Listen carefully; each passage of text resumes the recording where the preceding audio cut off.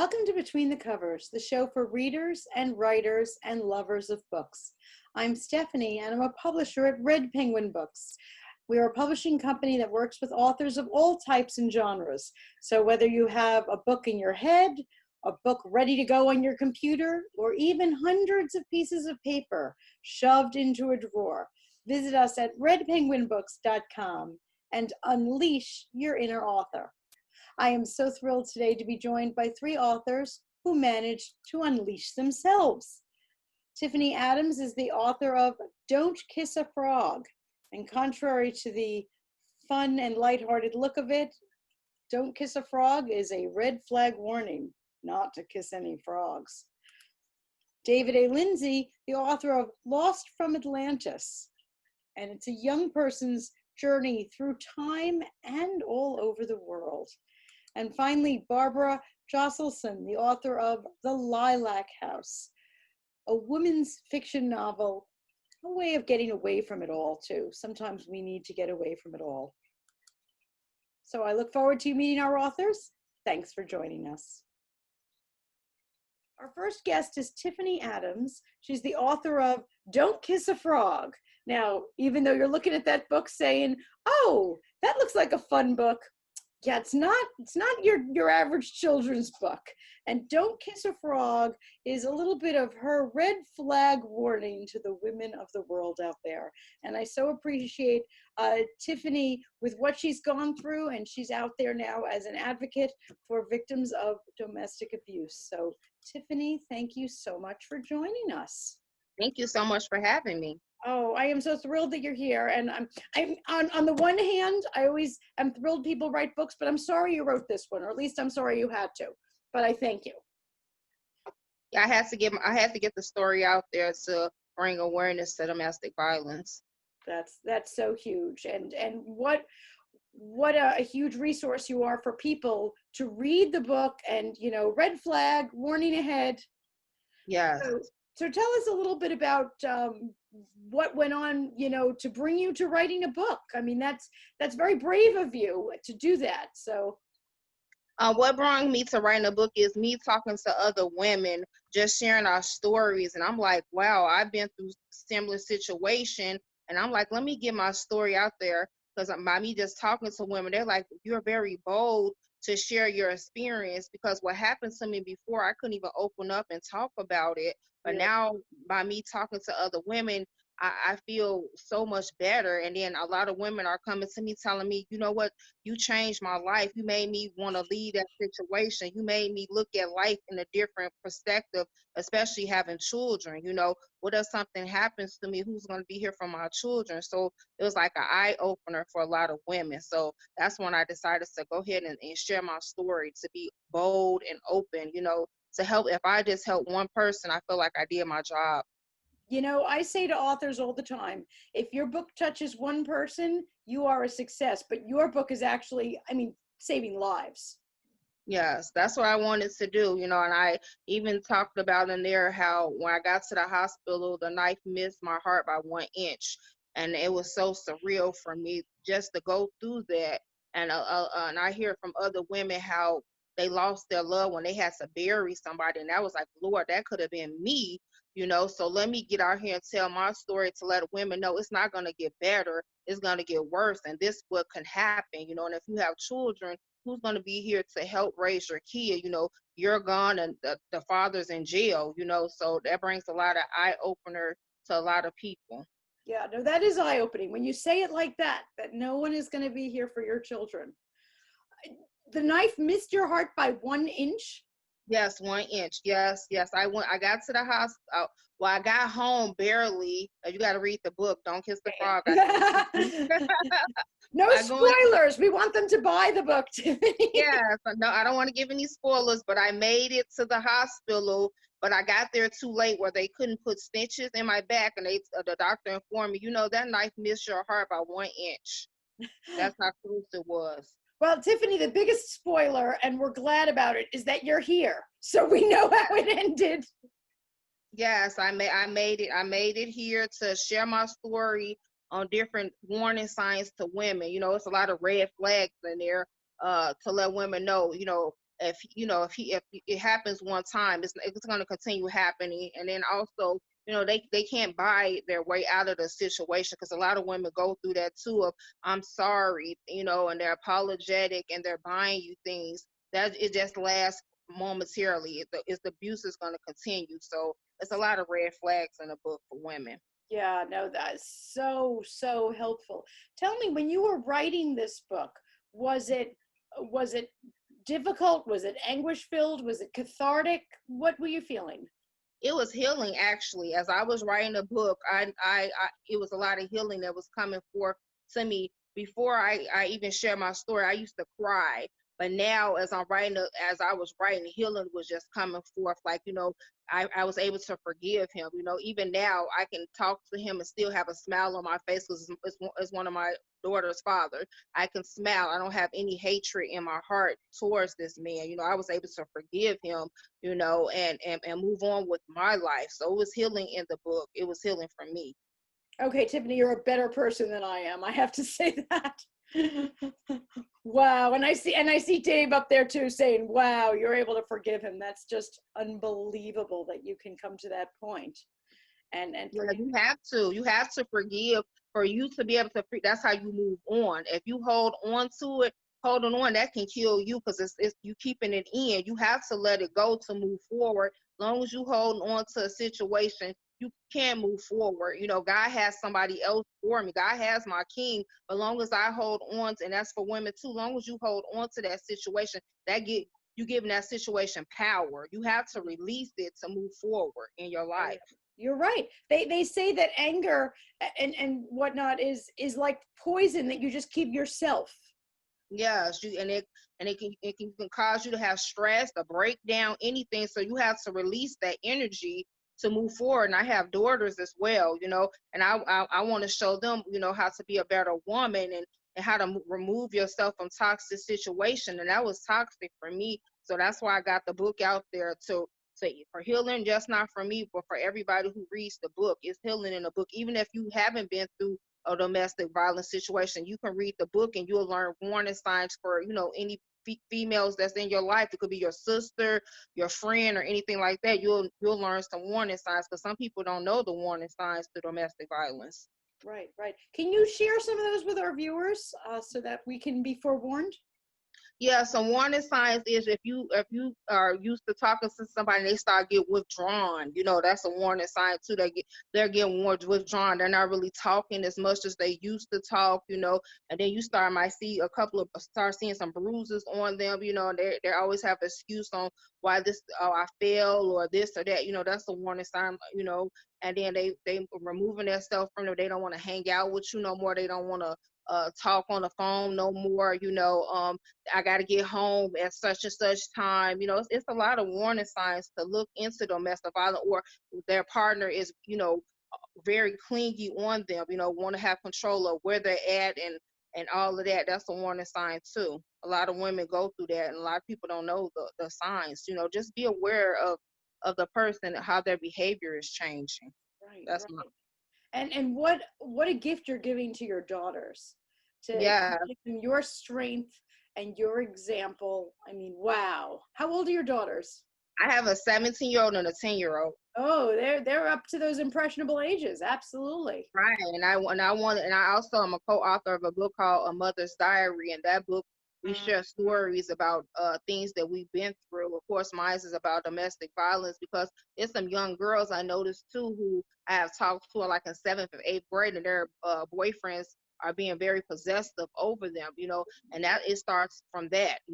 And you got to watch the warning signs of that as a mother with their teenage daughter, her behavior with the guy. So it's a lot of warning signs in these books that even fathers don't know. Like, man, I didn't even know. My dad didn't even know until it happened, so Right, right. it's eye openers.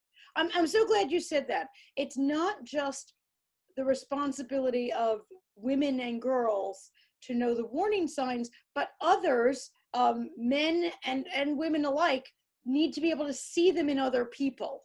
Yes, yes. So you can step in and intervene, even someone, want to stay longer at church, they're just trying to find a resource, so they don't go home until a domestic violence situation, if they want to hang out with you more, you like, man, they want to hang out with me all day. You can start picking up on signs that some people are ashamed to tell their story of being abused because they feel like somebody's gonna talk about them. A lot of people keep it inside because they are ashamed and a lot of people blame themselves too for what happened. So that's Mm. another thing in the book.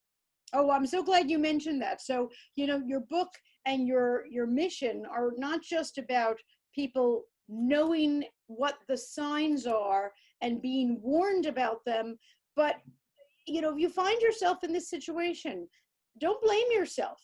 Yes, You know, I was that was me. I was blaming myself all the time of why he did this to me. I'm like, maybe if I would have said this different, maybe if I would have did that, and then and a lot of women go through that, but you can't blame yourself no matter how good you are. Or no, if you even try to, I used to even try to change myself. Maybe if I do this, maybe if I wear that, it's nothing to do with you. It's them. It's that right. person. They have to deal with themselves. Nothing that you can do can make them change. They have to want to change. Yeah, yeah. And a lot of women especially want to help people. Yeah, We see ourselves as fixers, but yeah, you're saying, no, that's not for you to be doing. yeah. And it also too, you can go through a lot of abuse with this person, and you see them 5, 10 years later with a different person. And you like, man, they say I ain't go through none of that. So you sometimes you building and helping them up for the next person. You went through all the years of abuse, and then you see them 5 years later, they didn't put their hands on them. They're a role model type of person. So, you like, wow, so like I said, they have to want to change, but don't you be somebody's punching bag. You got to learn that too. Don't be a person. I have to tell myself, I am not your punching bag. Okay, that is my favorite line. Don't you be somebody else's punching bag. You Yes. deserve better. Yes. Love that. And love what you're doing. Besides the book, it sounds like you speak with other women and girls. Tell us a little bit I about have that. I have a YouTube page called Inspirational Tiff where I go on. Even I have had a wig on. I even took off my wig and say I'm not my wig because the guy who I was with used to tell me like, well, you have to do this, you have to do that, and I'm like, I don't need anything. I'm beautiful, beautiful inside and out. So I have a page where I inspire other women and share some of my stories about what I went through and just have a conversation with women, young women, all ages. There's no age on domestic violence. It can start at 10 on up. So I talk to everybody and just try to relate different stories to encourage them to build themselves up.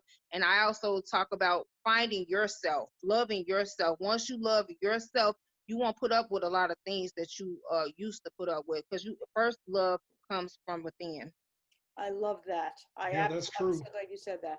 Yeah, that's so true. Is that if you don't love and respect yourself, you're gonna let other people treat you in a way that you don't deserve to be treated. Yes, that is. So I talk to a lot of women. I said, let's start with you. Let's find some things that you want to do.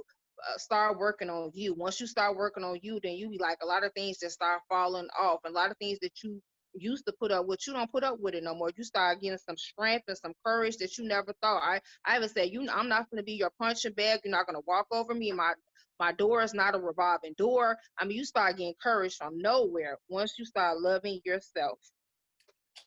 You got it. I love these words of wisdom. Absolutely empowering for women and for all of Yes. us out there.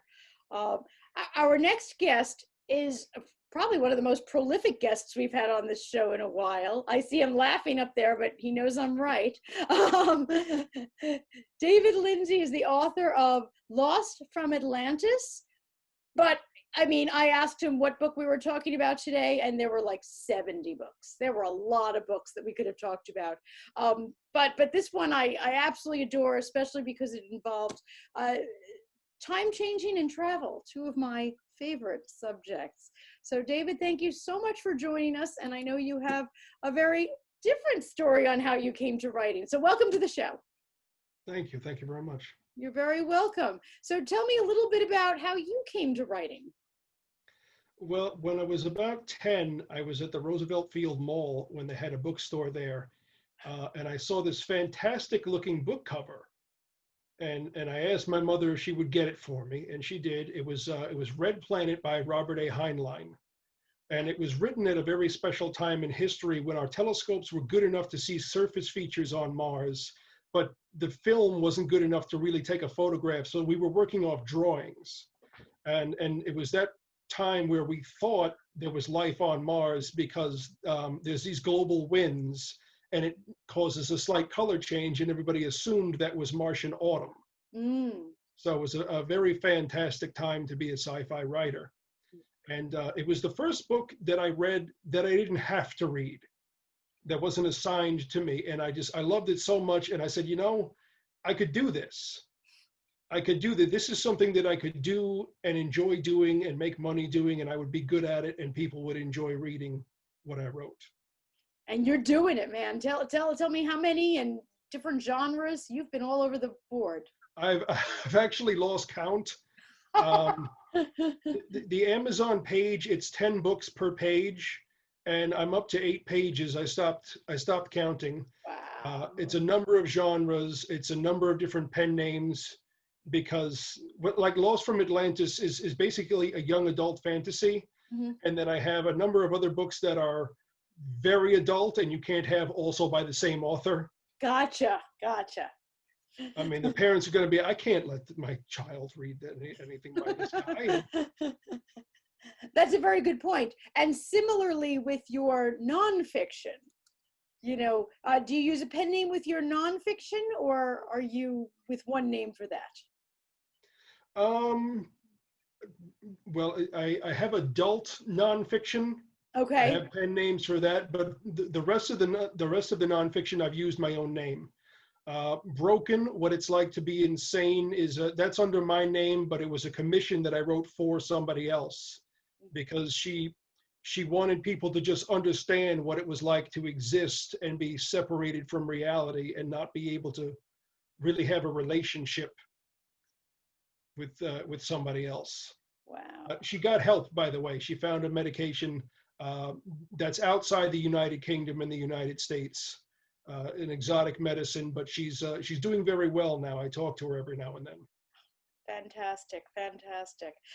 And now you discovered this bookstore on Long Island. I remember the store, having lived here, so I know the store, and I always loved their big display of books right out front. They looked it looked like candy in a candy store, just fabulous. And you got hooked. Where are you living now, and what has gone on in the intervening years? I am living on top of a mountain in the middle of nowhere. It's 4 hours north of New York City, and it's an hour west of Albany, near Howe Caverns. A perfect place to be writing. I'm actually at my parents' house because I was supposed to be going to China to teach English. You can imagine it's a little difficult to get there just now. And I said to my parents, I'm going to be gone for a few years, because I was in Korea teaching for 4 years.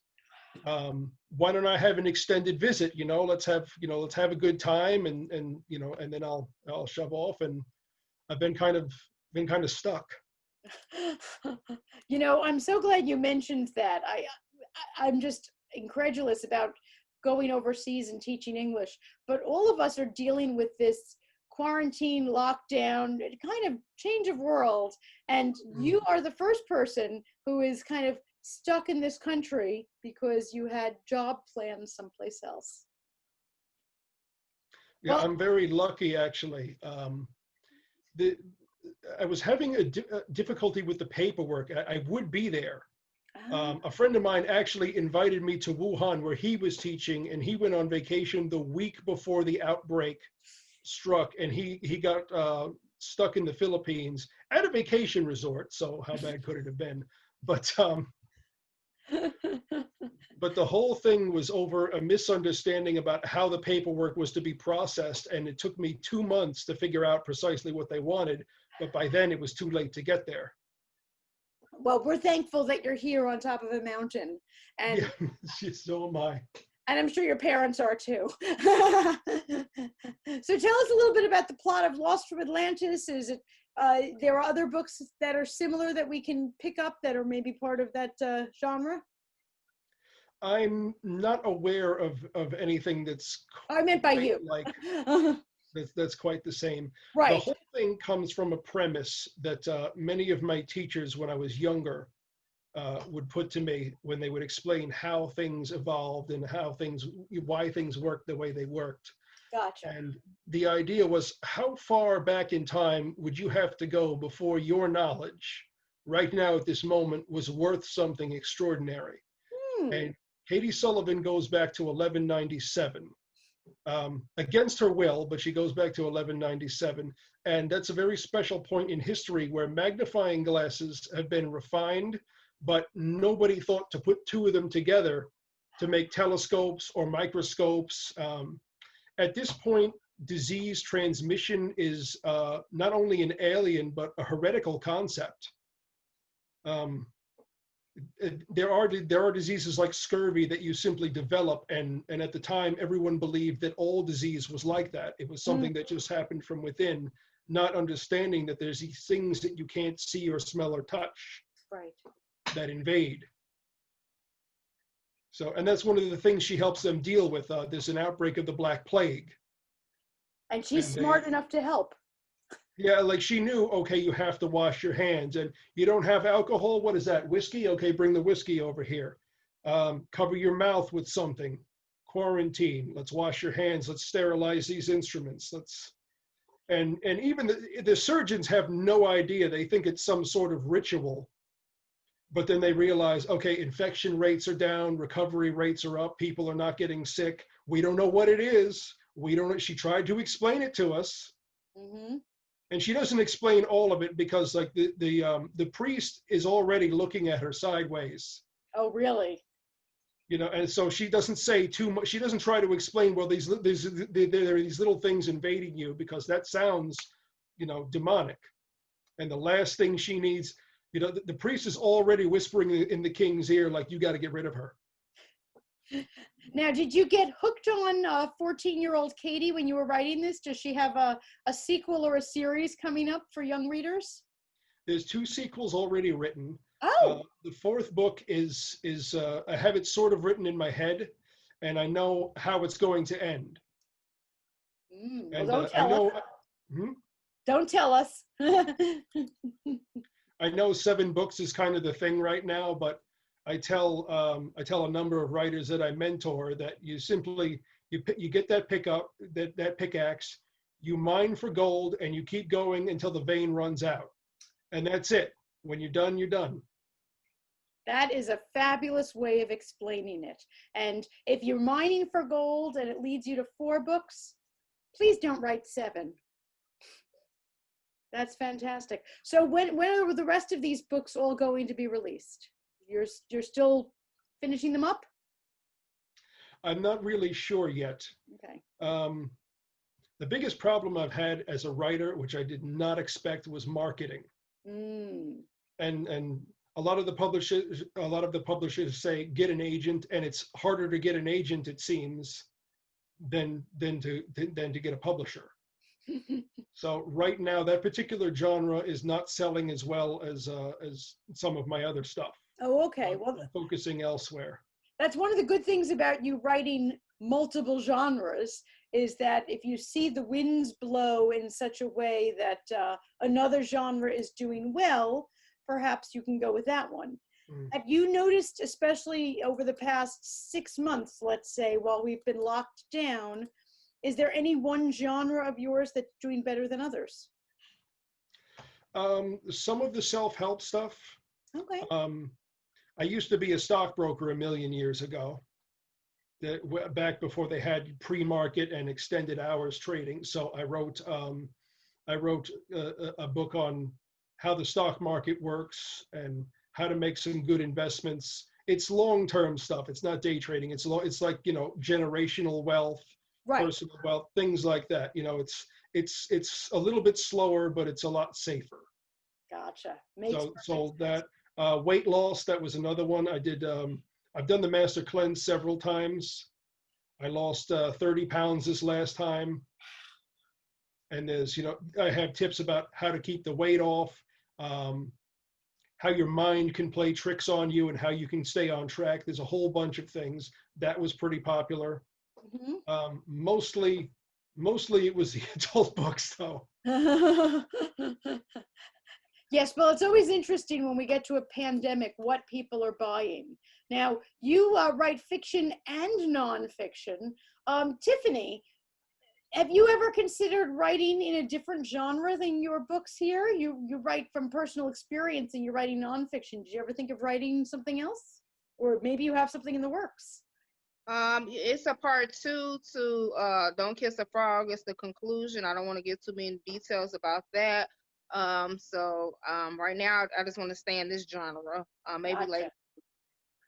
Well, your genre is helping people, and that's so important.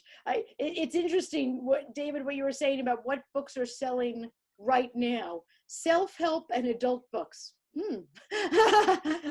But not your young fiction at the moment. I think they were all on kind of hiatus from reading.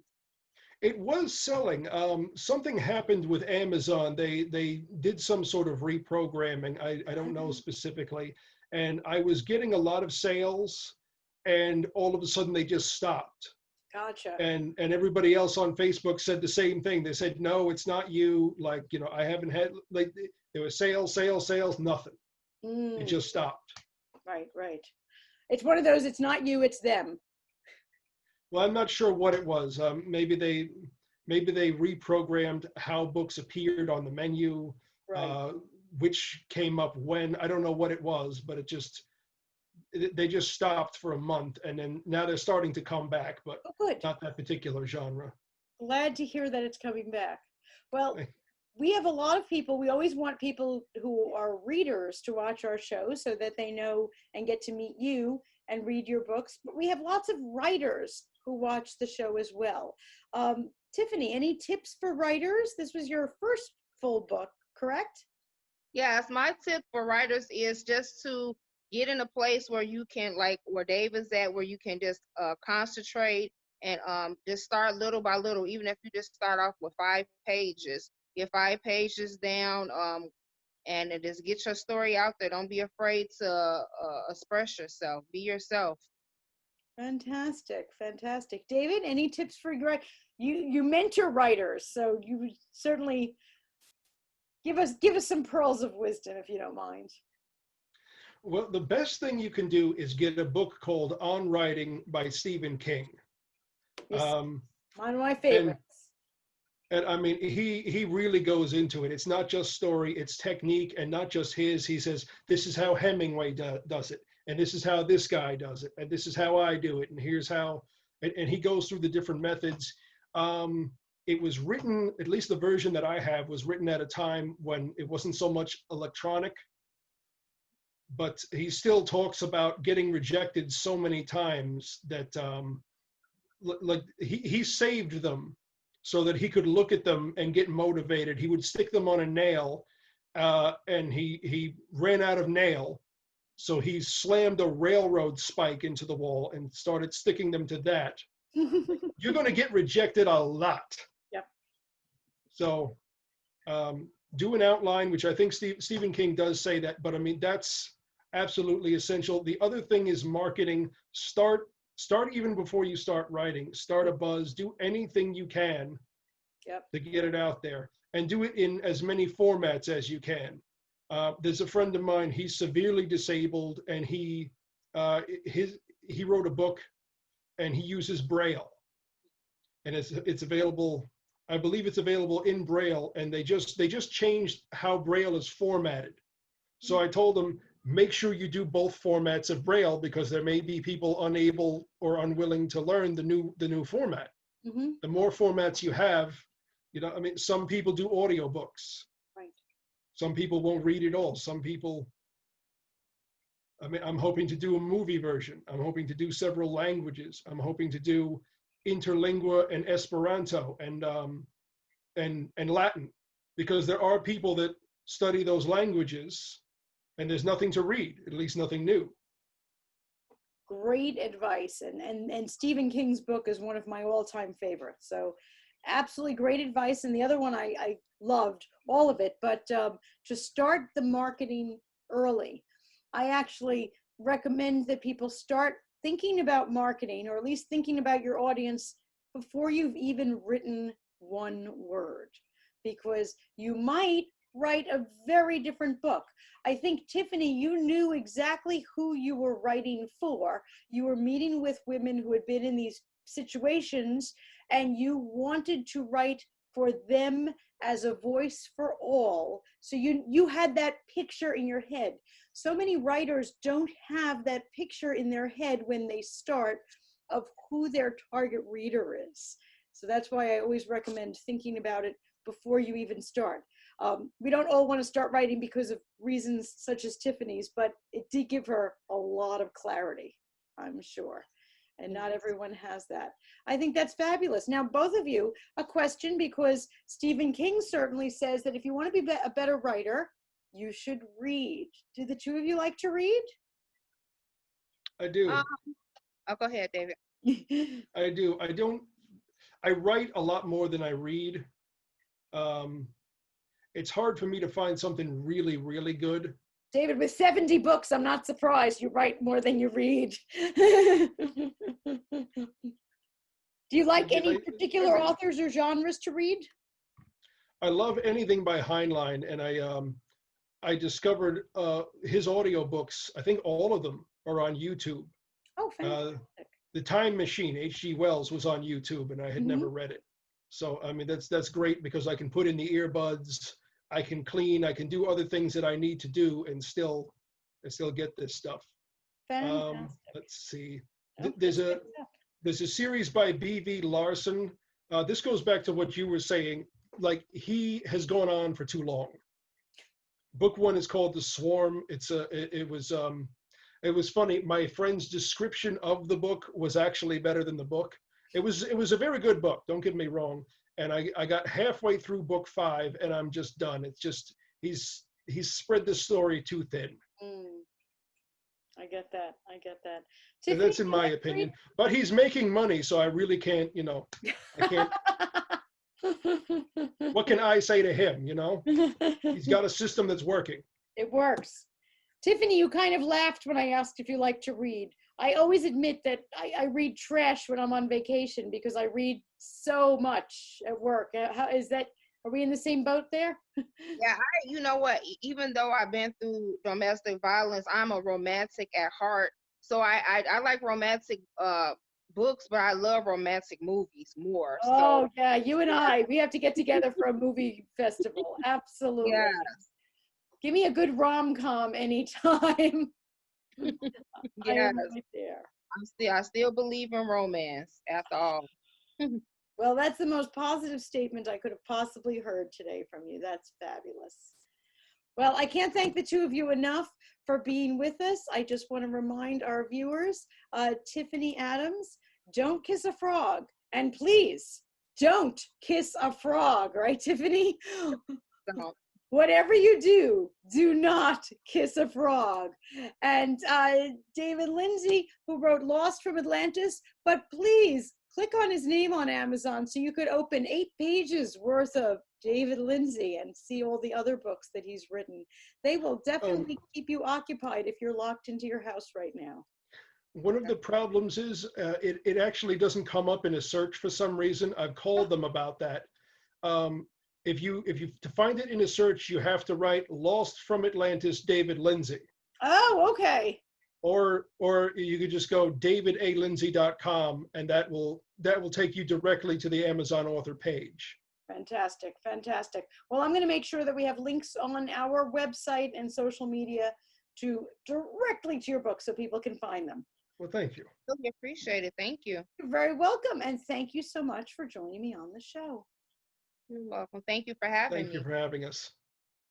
Our next guest is Barbara Josselsohn, author of The Lilac House and lots of other things in one of my absolute favorite genres, which is feel-good books. I love books that make me feel good. So Barbara, thank you so much for joining me. Oh, it's a pleasure. So glad to be here. Thank you. And thank you for writing books that make me smile. I hope so. Yeah. I love that. Not that there aren't other genres, but I always say when I go on vacation, yours is the book that I want to be reading on vacation. It's nice to escape sometimes in a book. I mean, that's one of the things that books do. They let you just sort of leave for a little while. Exactly, exactly. So tell us a little bit how you got your start in writing and why this genre. Oh, sure. Okay. Well, I'm sure like many of your guests, I always wanted to be a writer. I knew I was going to be a writer from the time I was really young. I did spend some time in journalism. I was a reporter. I was for a business magazine in New York, and I liked being a journalist, and it was exciting. I did some travel and interviewed some really interesting people.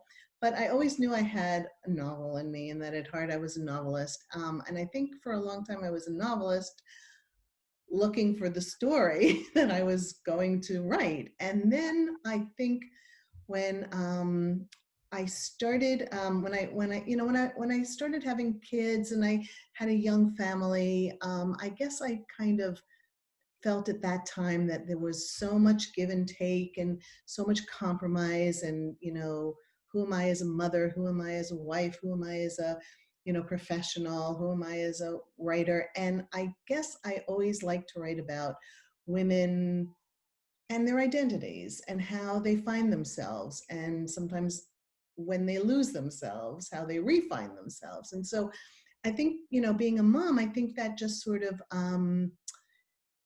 was what I needed to say, these are the kind of stories that I write, and these are the kinds of issues I want to explore. So in my books, it's usually about a woman at a crossroads, and trying to figure out and navigate the next step of her life. And I feel like we all are doing that all the time. Where do we turn next? What's next? What makes sense? What will make us happy? What will make us fulfilled? And so that kind of became how I moved into writing novels. Oh my goodness. Well, women at a crossroads and dealing with what's next. I know you released your latest book, The Lilac House, in March, just when the entire world was wondering what's next. So what have people said about The Lilac House now that we're not sure what's next? Well, yeah, it was a very strange time to launch a book, and I was really, I was very concerned, and I was like everybody else, I was just scared. I was concerned for my family and our health, and just what was all this going to mean. And I think that what was one of the nice things that came out of it was that the reviews I was getting and the people who were reading and posting reviews were kind of saying that the Lilac House was a great escape, that it was really great to just lose yourself somewhere, to get away from all the fear and all the concerns, and just to really be able to lose yourself in one woman's story and a romance, and in a small town, which also this is about. And that's been really, really rewarding. And, I obviously never lose sight of the fact that there's been a lot of suffering in the world, and it's been awful. That's the most important thing. But it's really great to be able to deliver a book that people say does let them forget about that for a little while and just, feel good.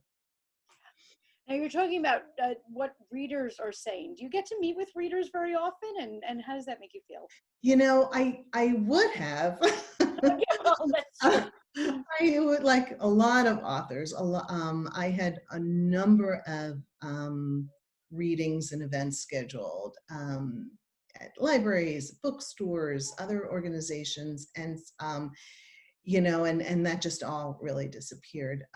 So my main way of staying in touch with readers is through through emails and through their posts, and responding to them on websites and stuff. And that's fine. It's really, what I like is when somebody gets the book, and a lot of times, like what you just did, they'll set up a beautiful slide or have it, send a picture, or look at what I just, look at the book I'm reading. And it's really, it's just so nice. it's been real. I have, people who read books are just wonderful people. Oh, goodness, I Right? love that you said that. I'm so thrilled that you said Mhm. that, because I always say that, with our show here, I have two goals. And one of them, of course, is to shine a spotlight on some fabulous authors that you might not know yet, so that you can find out Right. what you should be reading. But the other is to encourage reading itself. If we don't have writers, we're nothing. Right. So, Yeah. Yeah. so we And need it's a readers pleasure. out there. It's really, it's one of the most wonderful pleasures in the world is really to sit and curl up with a good book. Well, I'd like to be sitting on a porch in the Adirondacks, like in the Lilac House, and I reading. know. That's what I'd like to be doing right now. It sounds idyllic, absolutely idyllic. I know. I've kind of fallen in love with that little fictional town. Oh yeah. Now, they always say that you should write what you know. You don't live in the Adirondacks, and I tiny. don't, but I don't live in the Adirondacks, but I have vacation there, and and I spend a lot of time in upstate New York anyway. I've got my Right. kids have gone to school there, and I also, it's kind of an emerging, because we also spent a lot of time when my kids were young, when we would travel to Maine and Kennebunkport in the summers. So just that's what fiction, just blending all those experiences, and the memories and the sights and the smells, and into something fictional, is really just, every wonderful beach vacation I've ever taken, is in that place and in that book. But I think, one of the reasons I wanted to locate it in New York, is because the husband in the book, who we don't meet except in flashback, because as the book opens, he's recently died, but he was a state senator, Oh, very devoted to New York State and to his community. And so I just knew that character, when he went on vacation, would vacation in New York State. Because that's just who he was. right. New Yorker through and through, Right. so it had to be in New York State. Mhm. Well, do you have any other favorite places? Where's the next book going to be located? It's real. What we've started doing, and this was my editor's idea, but the it's a series now, and I'm working on book. The second book comes out next month. Actually, it's called The Bluebell Girls, and it comes out on September 25th. It's available for pre-order now. But what we've decided to do is make the series revolve around this fictional town of Lake Summers, this beautiful town. So each book in the series is a standalone book, but they all take place in Lake Summers. So the Bluebell Girls comes out next month, and there's 2 more books for 2021. So this is my, Released this in March, and the right. next one is coming out next month, and you have 2 more in 2021. 2021. So it's busy. It's a busy time. It's a lot of writing. There's nothing like a deadline to keep you going. But it's really exciting. It's just been a great, for me to be involved with my publisher. My editor's just amazing, and we see eye to eye, and her feedback's great. So I've been able to really to move pretty quickly. I mean, I guess, while this was being launched, which is how these things go, sometimes I was deep in the writing of the next one. So it was and now I'm kind of deep into book 3 as, the next one launches. So it's great. It's what I always wanted to be doing. So do you go, have you gotten a chance this summer to go up to the Adirondacks and visit small towns and get that kind of thing going in your skin? No, we really just decided to stay home this summer. I mean, obviously we would have, and I had some trips planned, and the Adirondacks, upstate New York, is gorgeous, and it's gorgeous in the summer. Hopefully we'll take some drives, but I know everybody's just trying to do their best, and for us, it just really felt like the best thing to do was to stay home. Home. and write all those books because Right. a deadline. Right. Now, I know that you also work with writers a lot. I do. So whenever I ask, do you have any tips for writers? Okay, you have multiple tips. So speak to me a little bit about that. I teach with the Writing Institute at Sarah Lawrence College, and I've been teaching novel writing for a long time there. I also teach through my public library. They host a writing workshops that I facilitate or I lead, and those are multi-genre. They're memoir, essay, poetry, even. And so I work with writers a lot. Some writers who have been professional writers for a while, and some writers who are never even thought of themselves as writers, but just decided they had a lot of things to say and wanted to start to express themselves. Especially I've had a lot of writers join, especially at this moment in time, because this is a really, a lot of people have a lot of things they want to express. So I guess when I talk to writers, I just like to say that writing is one of the most pleasurable things that I do. It's really fun. If the day is going hard or things are whatever, some things are wrong, even before the pandemic, if whatever was going wrong, I just always felt that I had these little characters that were just waiting in the computer, just waiting to come out and play with me. And they were always available. Even if I only had 5 minutes, they were so happy to just come flying out and show me what they wanted to do and what they wanted to say. And it was just, it's really, it's playful. And so I really encourage people, and I know that some people get really intimidated, but, writing and publishing or trying to get published are two different things. And, whatever you write is yours alone until if you choose to share it. So I try to say, don't let the idea of writing something that you don't think is good, intimidate you, because nobody has to see it until you're ready to show it. So just go play. And that's what I've always done. And it's fun. It really is. Oh, I'm so glad you put it that way, because sometimes people put the cart before the horse and they're already thinking about, readers, but sometimes you should just write for you. I think that's really where it all begins. I mean, we all begin with something that we have to say. And, and as we move along, there's things get, there's things like craft and structure and, if you're writing, fiction, there are just things that the readers expect that you want to deliver on. We need to, setting, and we need to know where we are and when we are.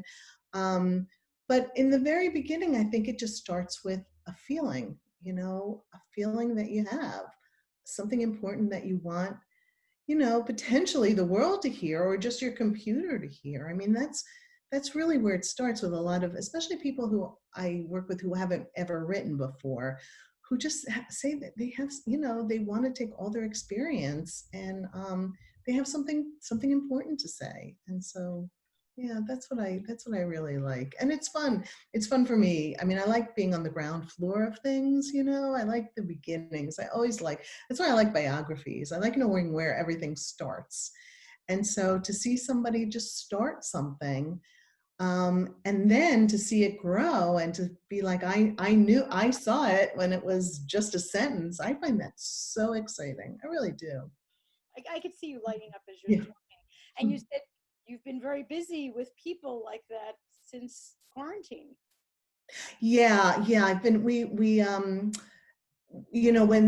my library workshops in particular, we used to meet in person, and I was just, I wasn't quite sure when is this going to be helpful? Is this going to, are we going to still have the same community we had when the only thing we can do is go on Zoom? And what I've really found is that people really, even more so than ever, look forward to that Friday morning group, and everybody's right there, and they've been writing, and actually they've been publishing too, because there's a lot of journals and blogs that are doing a lot of pandemic theme, offerings. And so the submission opportunities have been really plentiful. And so, but the idea that people really feel this is a community, this is a place they have to be on Friday mornings, and we workshop and have prompts and share. And it's really been, people, at times of crisis, people have a lot to express. And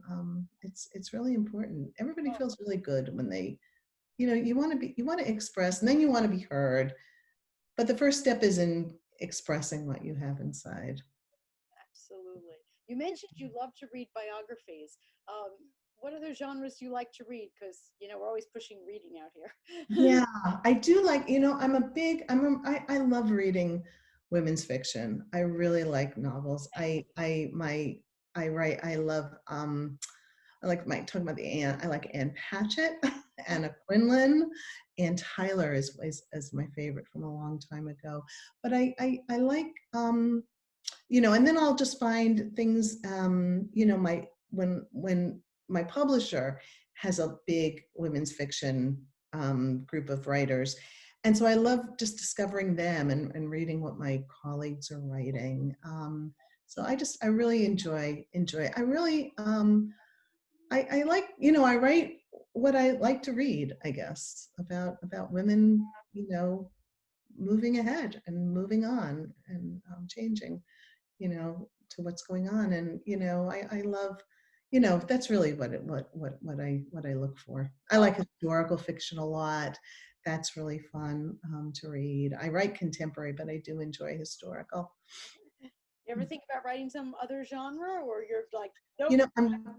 I did start, like I said, I started as a journalist. So I was writing for a long time. I was writing essays and that I enjoyed too. I really liked, what's nice about writing an essay is, you pack a punch really fast, and getting what you want to say into 1,000 words is really tough. So I like reading essays. I like reading essays on blogs, or monthly publications and stuff. And I also love poetry.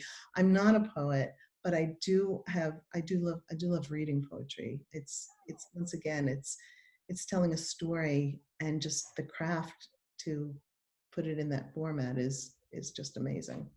Okay, so between all these books you're writing and all this reading and all this teaching, no wonder you didn't have time to go any place. You needed a good pandemic just to stay home and get caught up with things. I needed a good reason not to clean, I guess. Oh boy, yeah. But and I'm not much of a cook either. I appreciate the food, but I'm not a cook. So I feel like, I know a lot, I'm jealous of people who have really found the love of cooking. But it's okay. I can appreciate their appreciation than I ever did during this time period. Yeah. Mm-hmm. Begrudgingly. Right. Especially in the beginning, right? Because then it was just. And I'm amazed that the grocery store ran out of yeast. Like, people were really doing it, like bread. Right. I remember that. It was very funny. That came after the toilet paper shortage and after what else was there? But suddenly there was no yeast. And yeah, I know, the right? only reason I was looking is because I have a daughter who thought, oh, let's make bread. And I thought, I guess I'd never made it before. All of a sudden we couldn't get yeast. I said, wow. Everybody's cooking. Everybody's cooking. And everybody's been writing. Everybody's been writing a lot. Right. That's true too. Yeah, absolutely. It's it's funny how things work on you, situations, but fortunately everyone's been reading too, so we're delighted. Yeah, exactly. It's really true. People have been reading. I know.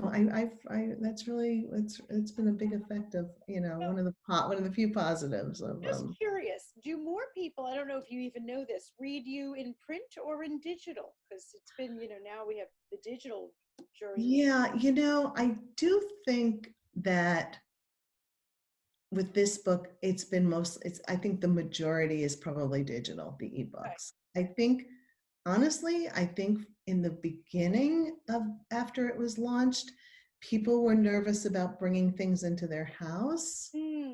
So I think ebooks were a great alternative to that. And I think also the mail was a little, things were, it was just a little bit hard to get things, and you didn't want to go to a book. I don't know. So I think that that's been a big part of this right now for me, for this particular book. So everybody was buying digital. You just press a button, it just arrives. Yeah, exactly. But I mean, I like paper, but I like, I don't even care. I like it all. I like ebooks. I like paperbacks. I like hardcovers. I like a variety, I don't even think, just, I mean, sometimes sometimes there's too much screens, at least for me. And I really need a book because I just, my eyes are like going buggy. Agree. I like holding a book in my hand, turning the pages, seeing how much more there is. It's just not right. It's a different experience. Yeah. Different experience. But just like I like going to an actual workshop or meeting people, and now we're all in little boxes on the screen. It is what it is. I know. That's a big, it's interesting. I mean, it's going to be very wonderful to reunite again, right? It will definitely be wonderful to reunite again. Now, if we have viewers who are, let's say in the Westchester area, and do you have enough room if we do a big shout out to, she's an instructor at Sarah Lawrence? Please, yes, especially, yeah, that's right. I teach intermediate novel writing, so it's really for people who have an idea, and want to get started, whether they're in the middle of a draft or just starting. So we're kind of the class. I say we because I teach with a wonderful writer. Her name is Vera Haranandani. She's my co-teacher, and she has had some beautiful middle grade books out, and she's actually a Newbery Honor winner. So she is quite a talent and a very wonderful writer. Anyway, there's a lot of different classes at Sarah Lawrence. If you're into a novel, there are beginning fiction novel classes, there are advanced novel classes. We're like right in the middle, novel writing. And then of course there's a million other essays and poetry and all kinds of classes. But yes, I would love for someone who sees this to come join us this fall. The registration goes up next week for the fall session. Fantastic. And if we get that many, you're okay with that? Yeah. Bring it on. The more the merrier. Absolutely. Well, so many people want to write, and to actually learn the craft of writing is such a gift. Yeah, exactly. It's it's really interesting. What's really interesting, and there's a lot of craft books, but what's really interesting is the things you can do as a writer to elicit a response in a reader. There really are, ways of telling a story that just make it more likely that a reader will be moved or engaged, or fall in love, and there are things that you need to do, and there are ways that you can tell a story to make it even more engaging. And it's good to, it's fun to learn that. You put that so beautifully, that you might have a story inside, but there is a craft to making it engaging, or to make someone fall in love with your character, or want them dead even, I guess. Right. Craft behind that, and having the idea, you would want to couple that with the tools of the trade, shall we say. It's really true, because it's really all about what the reader receives. If there's you, there's the reader, and there's the connection, and making what you wanted to communicate be what the reader receives. That's the craft. Yes. So. Well, I love the way you phrased that, and I think that will get that phone ringing up at Sarah Lawrence. Yeah, great. That would be great. Absolutely. Oh, my pleasure. Well, thank you so much for your contribution to our libraries here, because your books are just exactly what this world needs, which is, like you said, to escape, but also to empower women to realize that when they are at that point in their life and they can make choices. Right, exactly. That's really important to me. And that's really that's what motivates me to get behind a character. Yeah, no, I get that. And that's so important for people to be able to read it and say, hey, I'm at a crossroads in my life. Let me take control of my destiny. And that's what it's about. Exactly. It's Yeah. controlling your own narrative. And then if you want to control someone else's, you could write a book. Right. Exactly. Love it. Well, thank you so much for joining us, Oh, Barbara. such a pleasure. And Thank you so just a much. reminder to our readers, our viewers, you can find the Lilac House and other books by Barbara on Amazon.com, and I'm sure a million other places, Barnes & Noble. Do you have a website we can find you at? I do. Oh boy. Okay, it's a little it's I use my whole name, BarbaraSolomonJosselsohn.com. Oh, I am going to put that on Website. the web page so we can spell it right now. Right. Okay, great. And but you know, if you as long if you just Google, I mean, Josselsohn is not the most common name. So if you just write that one, There are too many. all my stuff comes up. Sounds wonderful. Well, thank you so much for joining us here on Between the Covers. Thank you. It really was a pleasure. Thanks so much. Bye-bye.